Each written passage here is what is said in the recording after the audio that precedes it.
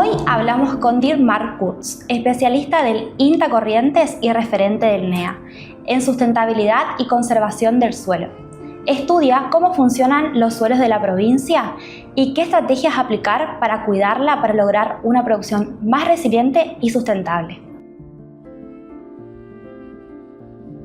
Buenos días, ¿cómo estás? Muy bien, ¿cómo estás hoy? ¿Qué tal? Muy buenos días, muy bien. Bueno, para el que no conoce, ¿cómo describirías tu trayectoria dentro del INTA y su especialización en manejo y conservación del suelo? Bueno, en INTA yo estoy ya desde el año 98, empecé a trabajar ahí en el grupo de recursos naturales y desde ese momento después tuve la posibilidad de hacer también una especialización, una maestría y un doctorado en el exterior, en Alemania. Y siempre me apasionó el monitoreo y el estudio de los recursos naturales, entre ellos el suelo. El suelo es una pasión que por suerte puedo profundizar eso en mi trabajo diario en el INTA y también en la facultad. Claro, bien. ¿Cuáles son los principales desafíos que enfrenta hoy el ciudadano del suelo en la región del NEA? Bueno, nosotros en el NEA y particularmente acá en la provincia de Corrientes, el principal desafío es la diversidad de suelos que tenemos y la fragilidad de nuestros suelos. Tenemos suelos muy buenos, muy aptos para determinadas producciones, pero por otro lado también el clima y la variabilidad climática hace que sea muy difícil producir en nuestra provincia. La verdad que los productores agropecuarios y forestales en nuestra provincia tienen que tener muy afinada el trabajo diario para hacer una producción sustentable porque para tener una idea de los 11 grandes órdenes, tipos de suelo que hay a nivel mundial, Corrientes tiene 7. O sea, tenemos una diversidad tan grande que hace que también no se pueda hacer cualquier cosa en cualquier lado. Claro. ¿Qué prácticas de manejo considera indispensable para mantener la salud del suelo en sistemas productivos en Corrientes?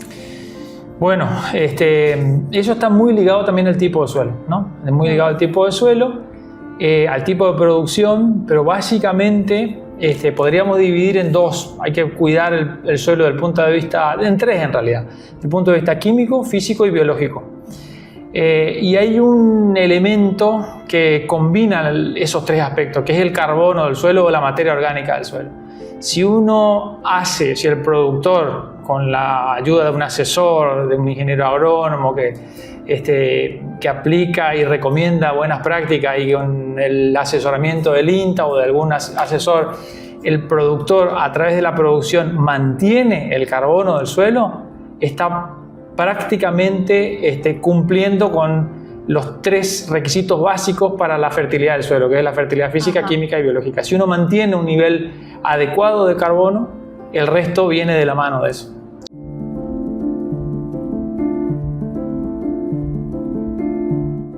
¿Cómo es el estado de los suelos en Corrientes? Bueno, justamente por la diversidad, es muy buena la pregunta, porque nosotros en esta provincia, esta bendecida provincia de Corrientes, tenemos 9 millones de hectáreas, casi 9 millones de hectáreas. Y gracias al trabajo que viene haciendo el INTA hace muchos años, hoy tenemos prácticamente el 90% de los suelos mapeados. O sea, conocemos en detalle los suelos, en el 90% de los suelos que hacen a nuestra provincia. Y sabemos entonces para qué sirven y para qué uso específico se los puede usar para no deteriorarlos.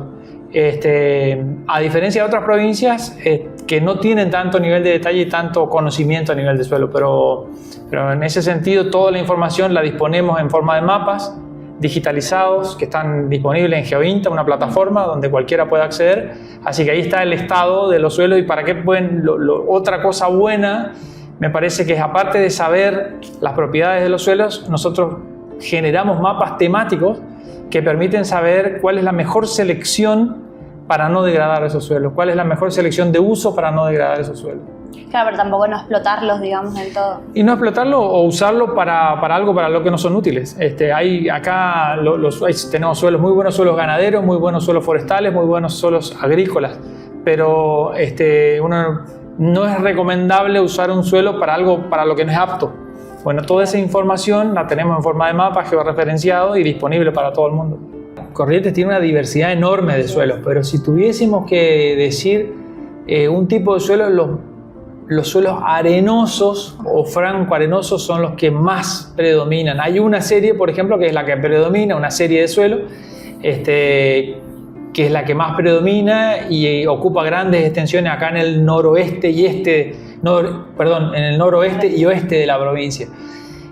Son suelos y en general en la provincia prevalecen los suelos con aptitud ganadera y forestal, aunque tenemos casi 1 millón de hectáreas potencialmente aptas para el cultivo de maíz y otros cultivos similares. Así que la provincia, si bien tiene una orientación muy clara hacia la ganadería de pastizales, también forestal y agrícola, ¿por qué no? Hoy por hoy nosotros en agricultura, en arroz, se hacen unas 120 mil hectáreas, pero el potencial es enorme, de casi 1 millón. Y tenemos el río Paraná, que trae una gran cantidad de agua que se podría usar para el riego y que hoy por hoy se está utilizando en un porcentaje bajísimo. Así que eso potenciaría mucho más la posibilidad de usar nuestros suelos con cultivos teniendo el riego disponible en el río.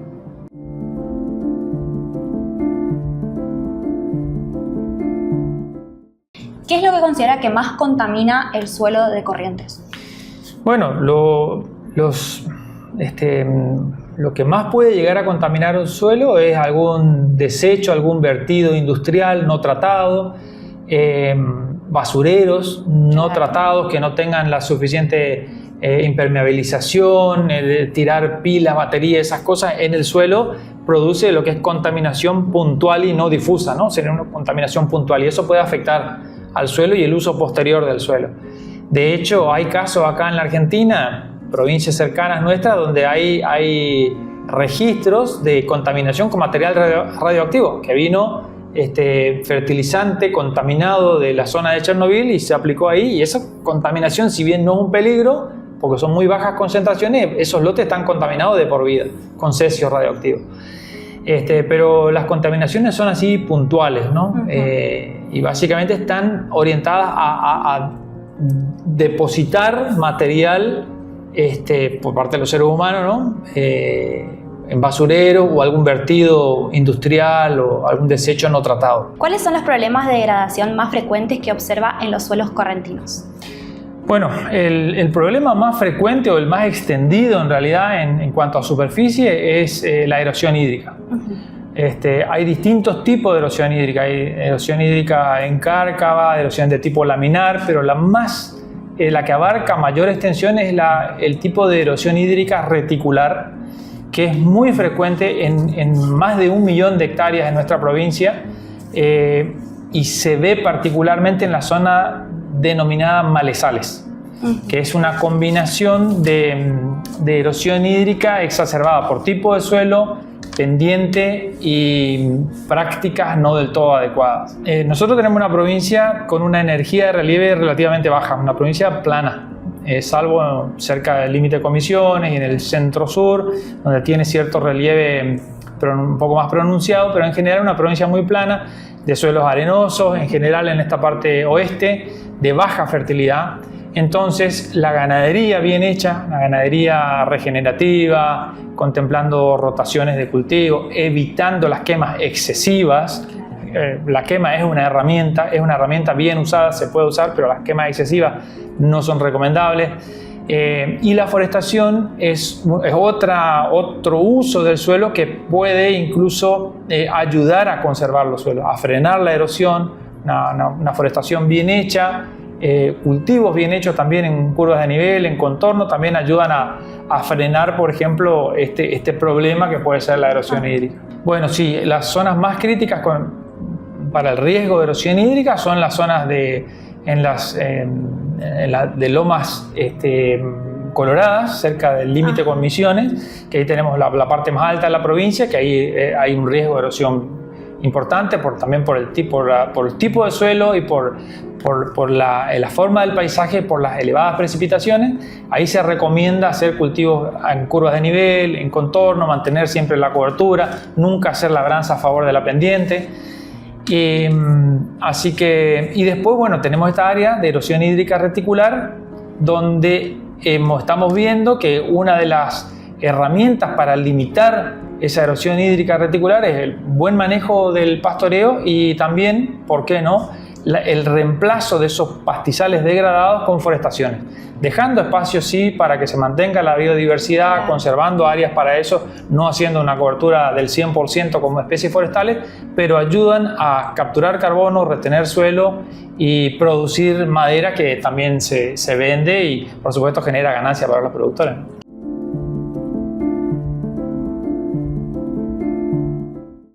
¿Qué rol cumplen las rotaciones de cultivos y la diversificación productiva de la salud del suelo?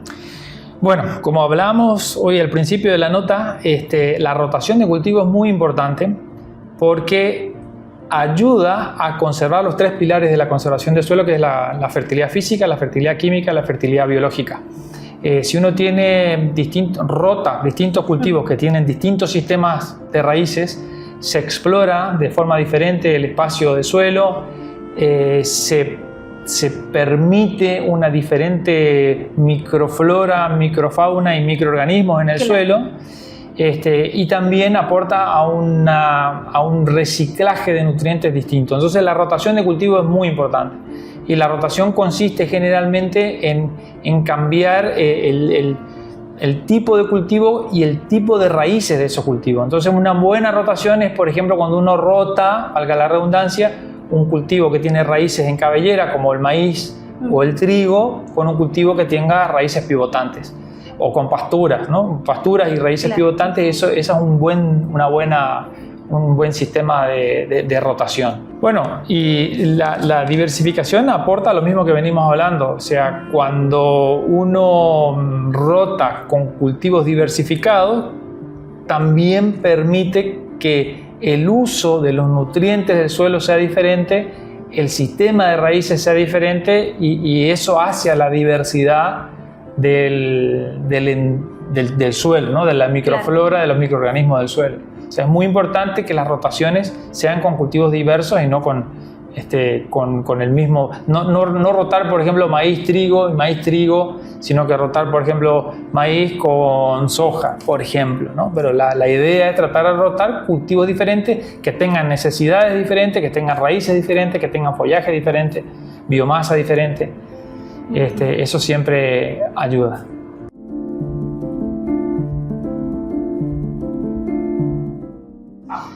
Bueno, en lo que respecta al manejo del fuego, hay que hacer la diferenciación entre incendio y fuego, ¿no? Claro. Incendio es fuego descontrolado que produce pérdidas de bienes, incluso puede afectar a la vida de las personas. Ahora, después tenemos por otro lado lo que es la quema controlada. La quema controlada está regulada por una ley provincial. Acá hay un plan de manejo del fuego donde los productores, ingresando en la página de la Dirección de Recursos Forestales, avisan cuando van a quemar.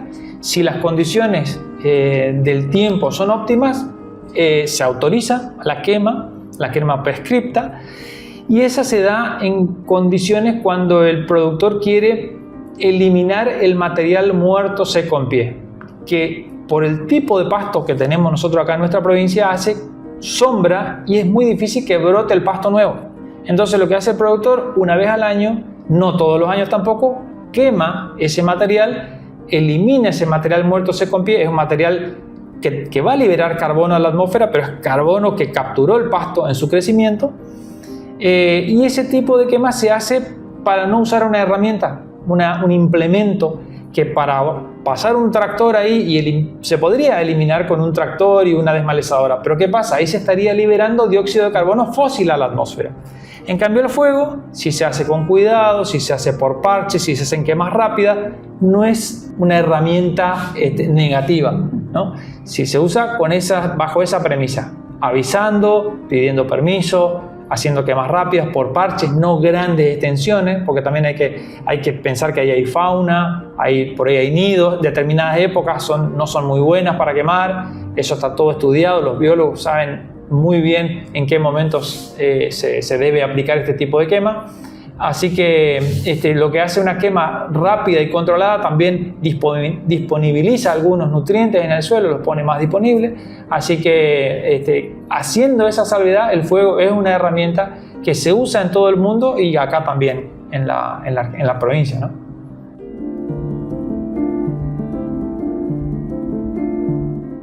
Bueno, en el año 2022, durante y después de los incendios, de esos eventos catastróficos que tuvieron lugar en nuestra provincia, nosotros hacíamos con mi becaria doctoral, la profesora Griselda Saucedo, monitoreábamos permanentemente el avance de los fuegos. Acuérdense que en ese momento, a fines de febrero del 2022, llegó a quemarse más del 10% de toda la cobertura de nuestra provincia. Lo bueno fue que a fines de febrero llovió, los incendios terminaron y después de eso nosotros monitoreamos satelitalmente la recuperación de la cobertura de los sitios afectados.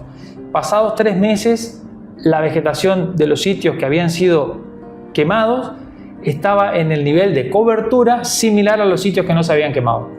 O sea, eso fue un trabajo científico, lo publicamos también en una revista internacional, donde demostramos que en realidad, si bien fue catastrófico, fue grave, se perdió biomasa para los animales, se perdieron alambrados, postes, fue grave el evento. En cuanto a vegetación, a los 3 meses se había recuperado la vegetación. Seguramente no fue gratis para el ambiente porque mucha de esa biomasa, ese dióxido de carbono se liberó e incluso metano a la atmósfera, pero en cuanto a vegetación se recuperó y hoy hay lugares en los cuales uno prácticamente no nota sitios que estuvieron quemados de los que no.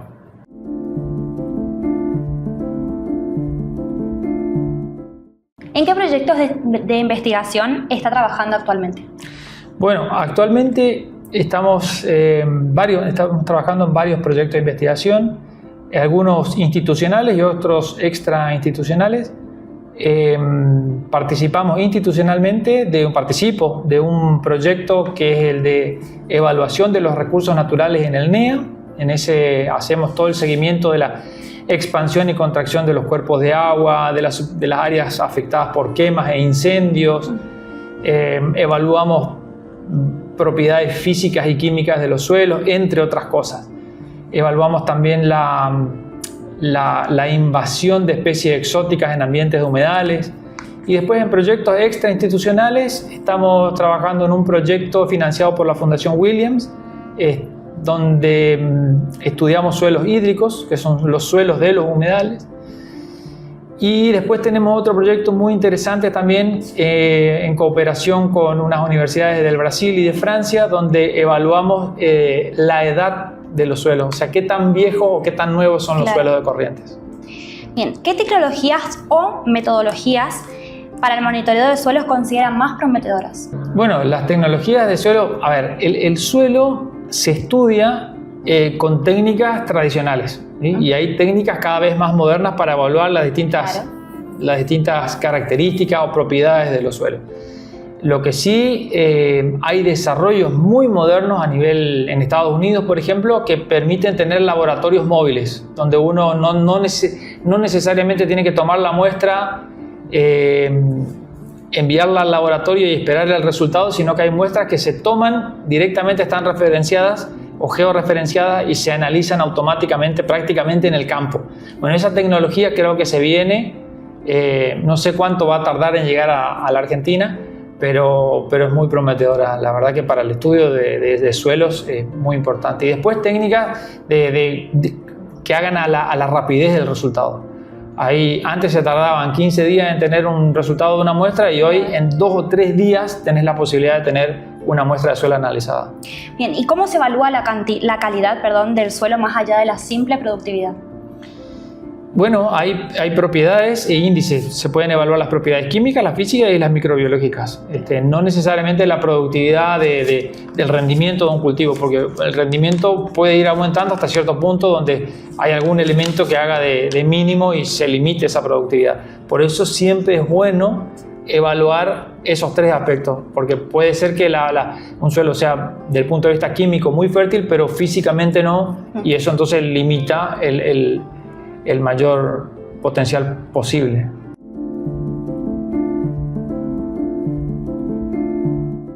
Y para terminar, terminar, como ciudadanos, ¿qué acciones concretas podemos llevar adelante para contribuir al cuidado y la conservación del suelo?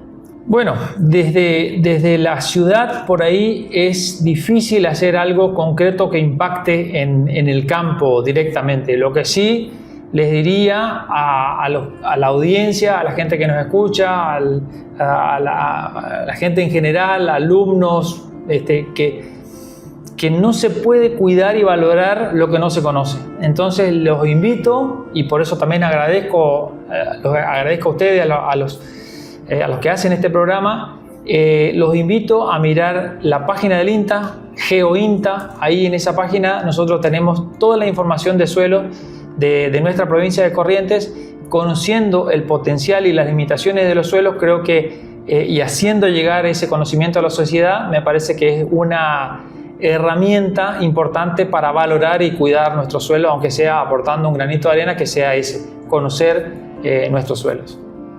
Agradecemos a Dietmar Kurz por compartir su experiencia y su visión sobre el cuidado del suelo, un recurso vital para la producción y el ambiente.